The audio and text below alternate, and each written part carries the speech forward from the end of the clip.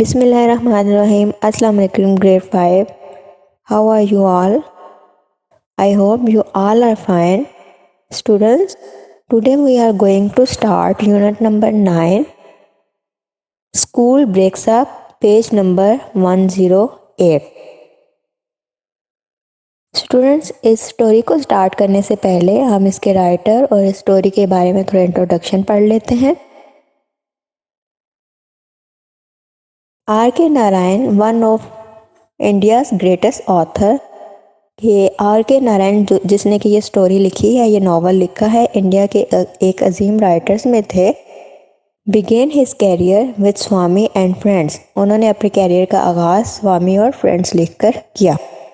This book describes the adventures of a boy named Swaminathan and his friends Rajam and Mani in the imaginary town of Malgudi.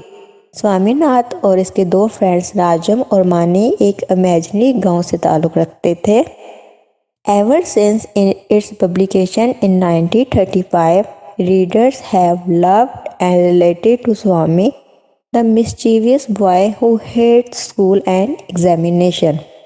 कि तब से स्वामी के बारे में रीडर्स का ये ख्याल है, उनका ये आइडिया है कि ये एक शरारती बच्चा है जो कि स्कूल जाने और एग्ज़ाम से सख्त नफ़रत करता है।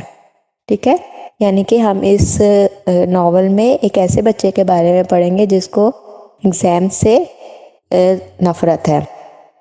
Now read an excerpt from this celebrated novel.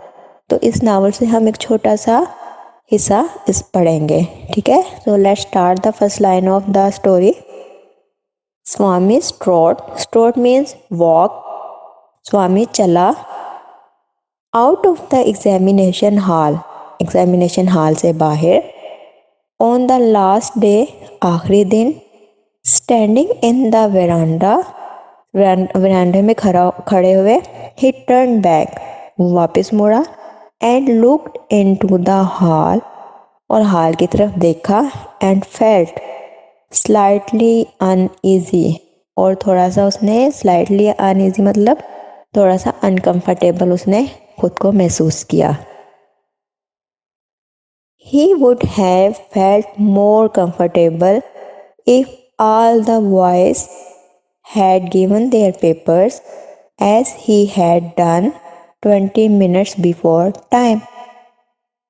उसने अपने आप को अनईजी क्यों फील किया? क्योंकि वो ये चाहता था कि वो ज़्यादा आरामदेह महसूस करता अगर तमाम लड़के एग्ज़ाम ख़त्म होने से 20 मिनट पहले उसकी तरह पेपर दे देते। ठीक है, यानी कि अभी एग्ज़ाम्स का टाइम ख़त्म नहीं हुआ था, पेपर का टाइम ख़त्म नहीं हुआ था, तो वो पेपर दे के एग्ज़ामिनेशन हॉल से बाहर आ चुका था। लेकिन वो थोड़ा सा अनकंफर्टेबल फील कर रहा था क्योंकि वो चाहता था कि जिस तरह वो पेपर दे के आ गया है, बाकी के तमाम लड़के भी उसी तरह वापस आ जाएं एग्ज़ामिनेशन हॉल से। स्वामी सडनली विश्ड, अचानक स्वामी ने ख्वाहिश जाहिर की। That he had not come out as soon, के वो जल्दी वापस नहीं आएगा। आउट ऑफ द 6 क्वेश्चन, के वो जल्दी वापस नहीं आया। Out of the 6 question set, 6 सवालों के सेट में से he had answered the first question to his satisfaction, उसने पहले सवाल का जवाब अपनी तसल्ली के लिए दिया। द सेकेंड वाज डाउटफुल, जो दूसरे का जवाब था उसको अभी उस पर शक था। द थर्ड वाज सेटिस्फैक्ट्री, तीसरे का जवाब बस तसल्ली बख्श था। The fourth he new was clearly wrong, जो चौथे का आंसर था उसे पता था कि ये बिल्कुल ही गलत है। But then he did not know the correct answer, क्योंकि उसको उसका एग्जैक्ट आंसर का नहीं पता था। The sixth answer was the best of the lot, और जो छठा आंसर था वो सबसे बेहतरीन था।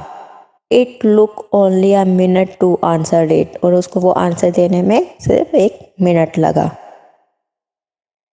द बेल रैंग, बेल बजी। In 2 and 3 boy came out of the hall, bell बजी और 2 या 3 लड़के हॉल से बाहर आए। There was the din of excited chatter, डिन कहते हैं, डिन मतलब है लाउड नॉइज, बहुत ऊंची आवाज़, ठीक है। शोर, बहुत ज़्यादा शोर एकदम से हुआ। What have you written for the last question, Swami asked a classmate. जैसे वो लड़के बाहर आए तो स्वामी ने अपने क्लासमेट, अपने क्लास फेलो से पूछा कि तुमने अपने लास्ट क्वेश्चन का आंसर क्या लिखा है। 1 पेज सेट द क्लासमेट, तकरीबन 1 पेज का लिखा है उसके क्लासमेट, उसके क्लास फेलो ने आंसर किया। Swami did not like this answer, जब उसने सुना कि उसने पूरे 1 पेज का आंसर लिखा है तो उसको बिल्कुल भी ये सुन के अच्छा नहीं लगा। He had written only a line, क्यों अच्छा नहीं लगा, क्योंकि उसने तो सिर्फ 1 लाइन का आंसर लिखा था। A little letter he found Rajam and Shankar, थोड़ी देर के बाद वो राजम और शंकर से मिला। Well boys how did you find the paper, फिर वो उनसे पूछता है कि तुम लोगों का पेपर कैसा हुआ। How did you find it, तुम्हें कैसा लगा, शंकर आस्क्ड, शंकर ने उल्टा उससे पूछा कि तुम्हें कैसा लगा पेपर। नॉट बैड, इतना बुरा नहीं था, स्वामी सेड, उसने आंसर किया कि इतना बुरा नहीं था। आई वॉज अफ्रेड ओनली आ तामिल, के मुझे सिर्फ तामिल का खदशा है। सेड राजम, राजम ने कहा। Now I think I am safe, लेकिन मुझे, मेरा ख्याल है कि अब मैं सेफ हूँ। I think I may gate passing marks, और मुझे लगता है कि मैं कम से कम पासिंग मार्क्स ले लूँगा। सो स्टूडेंट्स, यहाँ पे हम इस चैप्टर को ख़त्म करते हैं। उम्मीद है कि इतनी स्टोरी आपको समझ आ गई होगी।